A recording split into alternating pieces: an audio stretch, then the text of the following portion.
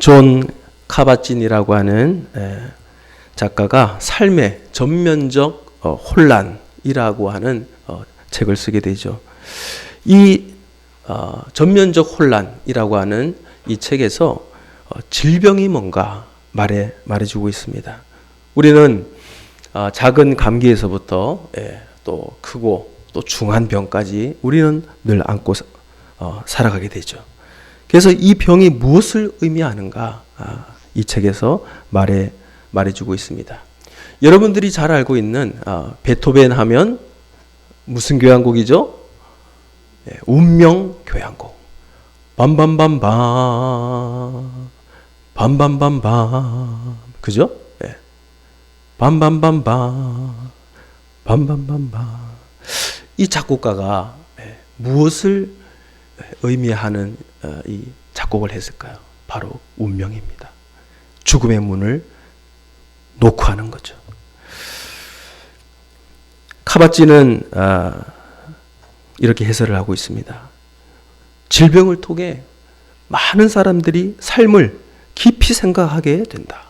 원망하던 사람들은 서로 사랑하게 되고, 또 질병을 통해서 교만하던 사람들이 겸손해지고, 또 질병을 통해 반항적 성격이 수용하는 성격이 되어진다.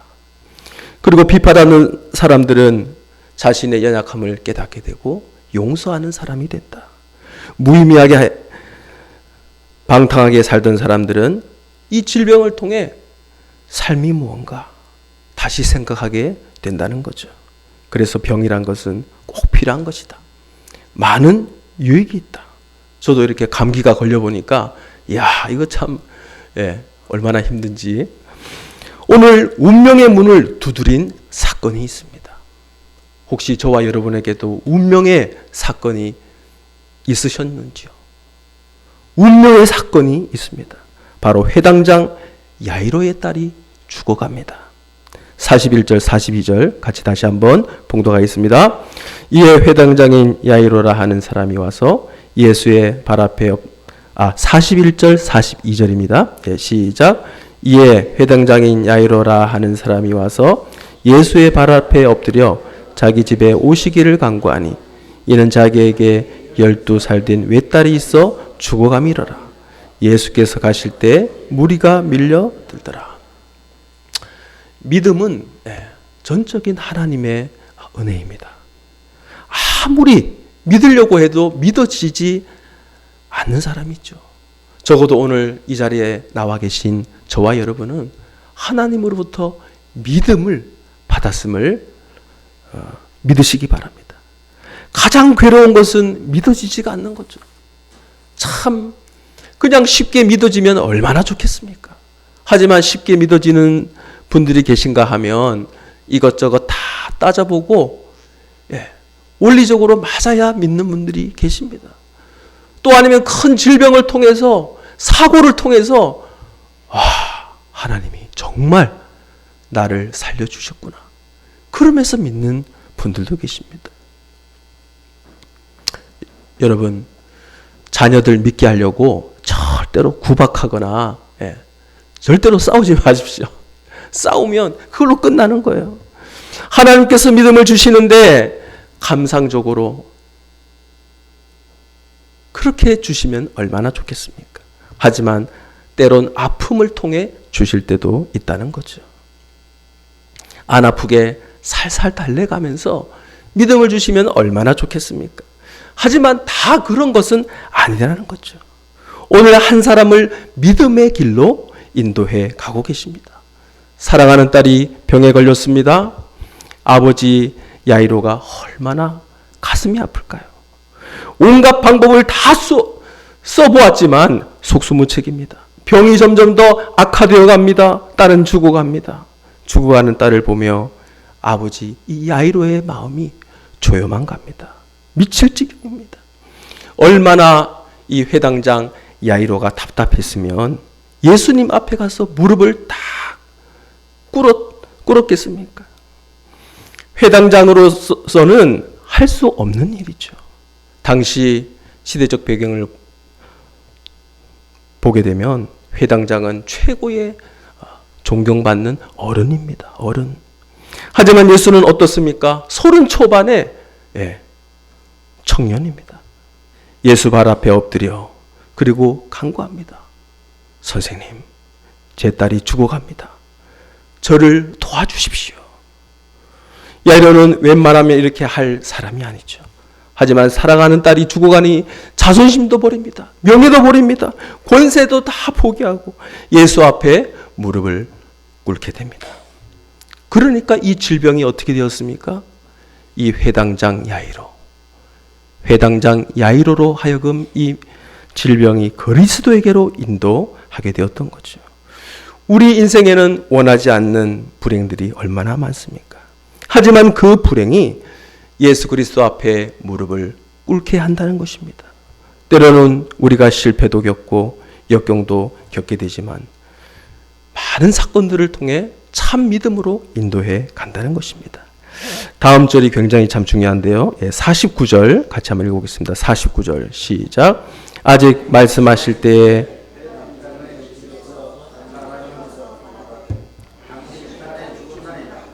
선생님을 더 괴롭게 하지 마소서 하거늘. 아이를 살리기 위해서 예수님과 회당장 야이로는 열심히 가고 있습니다. 그런데 가는 중에 소식이 들려옵니다. 야이로의 하인이 소식을 전합니다. 주인님, 아이가 죽었습니다. 선생님을 더 이상 괴롭게 해드리지 마십시오. 야이로가 이 소식을 듣자마자 온몸이 굳어져만 갑니다.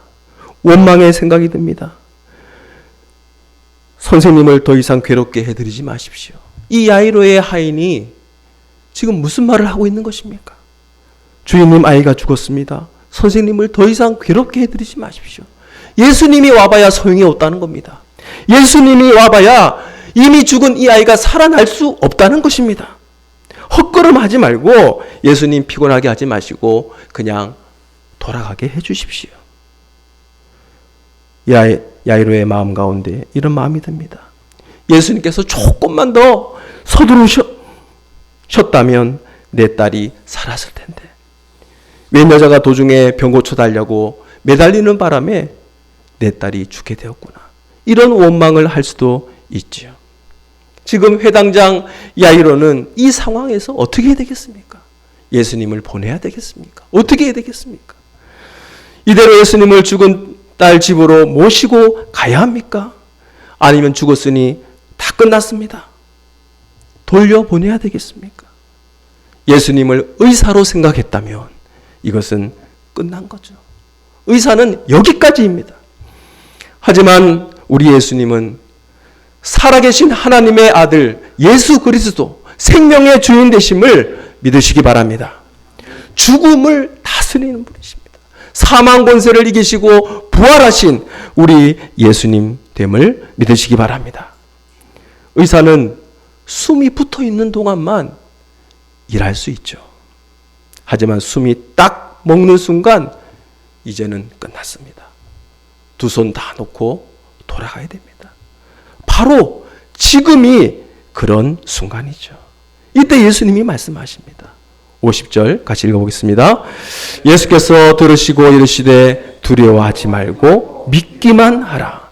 그리하면 딸이 구원을 얻으리라 하시고. 아멘.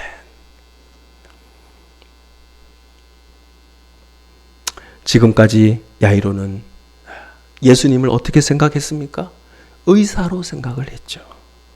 하지만 이제부터는 그리스도, 생명의 주인, 창조주 하나님의 아들 예수 그리스도로 고백해야 하는 순간이 오게 된 것입니다. 적어도 이 시간 여러분은 의사가 아니라 그리스도라고 고백을 하며 이 자리에 나온 줄 저는 믿습니다. 이제는 인간의 이성, 경험, 인간의 지식을 포기해야 되는 시간입니다. 우리는 왜 자꾸 신앙생활하며 걱정하면서 또 두려워할까요? 미래에 대해서 또 걱정을 할까요? 정말 참 생명의 주인 되시는, 내 인생을 책임지시고 나를 사랑하시는, 죽기까지 나를 사랑하신 우리 예수 그리스도를 진정으로 믿습니까? 참 생명의 주인 되신 나를 사랑하시는 예수님을 우리가 모시고 살면 걱정할 거 없습니다. 흔들 의자에 앉아서 아무리 걱정해봐야 한 걸음 더 나아갈 수 없죠. 흔들 의자는 계속 갔다 가는 겁니다. 걱정이 그렇습니다. 두려움이 그렇습니다. 절대로 해결되지 않습니다. 주님 앞에 나올 때 우리 인생의 모든 걱정, 근심, 두려움들이 다 사라지게 되게 되는 것입니다. 우리 주님께서 말씀하십니다. 내 제자가 되려면 자기를 부인하고 자기 십자가를 지고 나를 쫓으라. 이제 이 회당장 야이로 자기를 부인하는 바로 그 시간이죠. 부인하지 않고는 예수님을 따를 수 없죠. 자기 지식을 다 버려야 하는 것입니다. 나는 누구인가? 나는 회당장 야이로지. 예수님의 제자인가? 아직은 아닌 것 같습니다. 예수를 아는 관객인가? 저와 여러분들은 누구입니까? 관객입니까? 군중입니까? 아니죠. 적어도 이 자리에 나와 하나님 앞에 예배하는 저와 여러분은 예수님의 제자됨을 믿으시기 바랍니다. 철학자 임마누엘 칸트의 말입니다. 하나님을 믿기 위해서는 이성을 제한하라. 아주 중요한 말이죠. 그 똑똑한 것, 그 지식을 포기해야 된다는 것입니다. 인간이 똑똑해봐야 얼마나 똑똑하겠습니까? 박사 해봐야 그 분야에 그거 하나 학위 받는 거죠. 한동대 총장이셨던 김영길 박사님이 미국 항공우주국 나사에서 그 젊을 때 이제 근무를 했습니다. 근무를 하며 이제 결혼할 때가 돼가지고 이제 연애를 시작을 했어요. 아내 될 분이 교회 가야 결혼을 한대요. 그러니까 이 김영길 박사님이 그럼 교회를 가야지. 그러고 이제 같이 교회를 갑니다. 그런데 첫 설교에 목사님의 첫 설교에 시험이 들었습니다. 물이 포도주가 되었다. 그 설교에 자신의 지식이 딱 막히는 거죠. 어떻게 물이 포도주가 될 수 있냐? 그렇잖아요. 그 똑똑하고 미국 항공우주국 나사 정말 최고의 지식인이 가는 곳입니다. 물은 물이지 포도주가 될 수 있나? 그리고 시험이 들어서 말도 안 되는 그 설교에 시험이 들어서 몇 달을 교회 가지 못했습니다. 여러분, 물이 포도주가 되려면 어떻게 되겠습니까? 포도에 설탕을 넣어서 그게 발효가 돼서 알코올이 나와야 되잖아요. 근데 물이 어떻게 포도주가 될 수 있습니까? 그래도 이 김영길 박사님이 결혼은 해야 되지 않습니까? 그죠? 그래서 다시 힘을 내서 교회 갑니다. 이번에는 목사님께서 또 딱 설교를 하시는데 오병이의 기적을 말씀하시는 거예요. 아니, 이런 말도 안 되는 보리떡 5개와 물고기 2마리를 가지고 어떻게 이렇게 수많은 군중들을 먹일 수 있나? 이건 정말 말도 안 된다. 이건 과학적으로 따져봐도 질량 보존의 법칙에 위배된다. 이것은 도저히 안 되겠다. 그래서 또 교회를 이제 나가지 않게 됩니다. 자신의 이 똑똑함이 어떻게 되었습니까? 믿음의 방해가 되었던 거죠. 그런데 김영길 박사가 어떻게 예수를 믿게 되었는지 고백을 합니다. 어느 날 성경 말씀을 탁 펴는데 창세기 1장 1절에 태초에 하나님이 천지를 창조하시니라. 아멘? 하나님이 천지를 창조하셨는데 물이 포도주가 되든 뭐 오병이의 기적이든 베드로가 무리를 걷든 그게 무슨 상관인가? 노 프라브람. 무슨 문제가 되겠습니까? 할렐루야. 그러면서 열심히 신앙생활 했다는 것입니다. 오늘 이 야이로 지금 여기 서서 이성적인 판단, 경험적인 판단, 오늘 알고 생각했던 모든 것을 내려놓아야 했던 것입니다. 예수님을 따라갑니다. 아직 속에는 의심이 있겠죠. 여러 가지 복잡하겠죠. 하지만 다 누르고 예수를 따라갑니다. 자, 51절 같이 읽어보겠습니다. 시작. 그 집에 이르러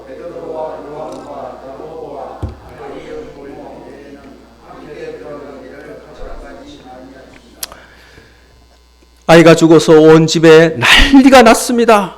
예수께서 아이 가까이 가고 계십니다. 이때 예수께서 세 제자와 아이의 부모만 데리고 안으로 들어가십니다.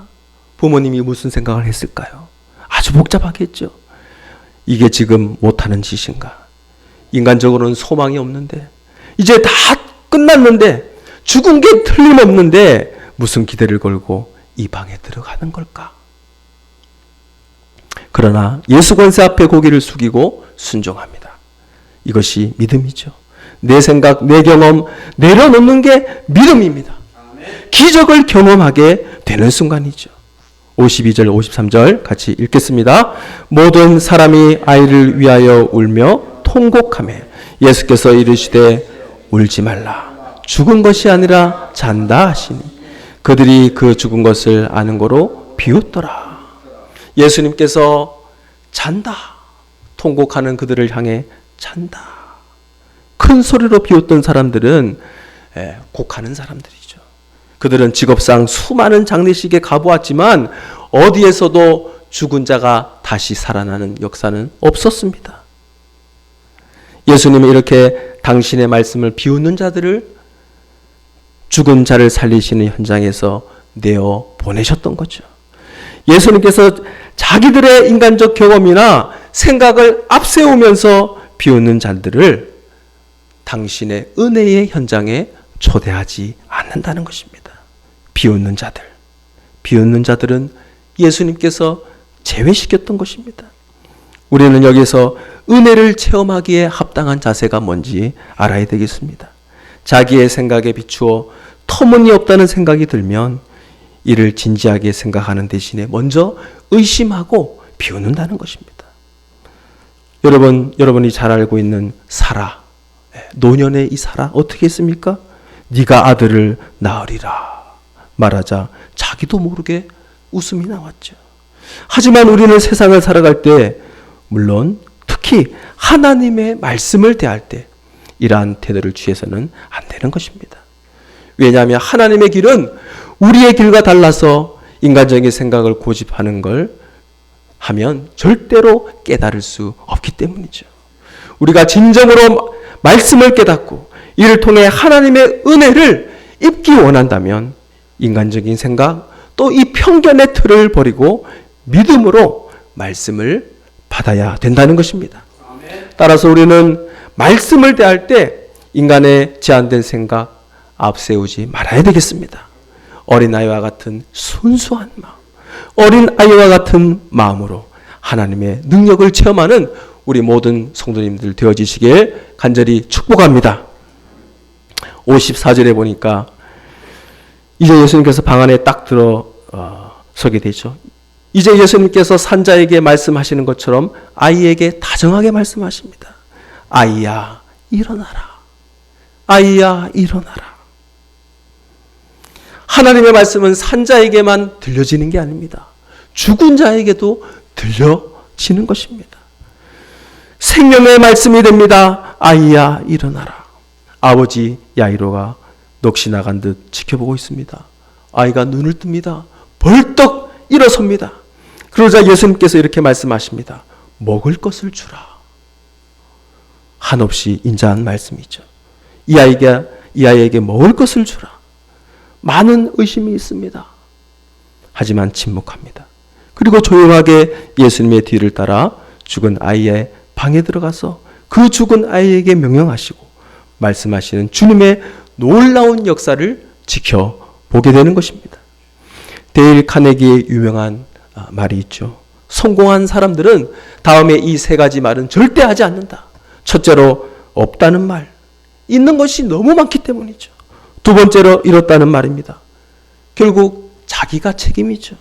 세 번째로 이 이상은 안 된다. 끝났다. 하는 말도 절대로 하지 않는다고 합니다. 인간의 한계의 끝에서 하나님의 역사가 시작된다는 것입니다. 사람으로는 끝났다 할 때 하나님의 역사는 시작됨을 믿으시기 바랍니다. 죽으면 다 끝난 거죠. 하지만 오늘 본문에서 예수님께서는 죽은 자를 향해서 말씀하시는 겁니다. 아이야, 일어나라. 생명의 역사입니다. 이 엄청난 경험을 회당장 야이로가 경험하고 있는 거죠. 이 얼마나 감격스럽겠습니까? 이 얼마나 놀랍겠습니까? 그는 이제 지식적인 신앙에서 이제 체험적인 신앙으로 바뀌게 되게 되는 것입니다.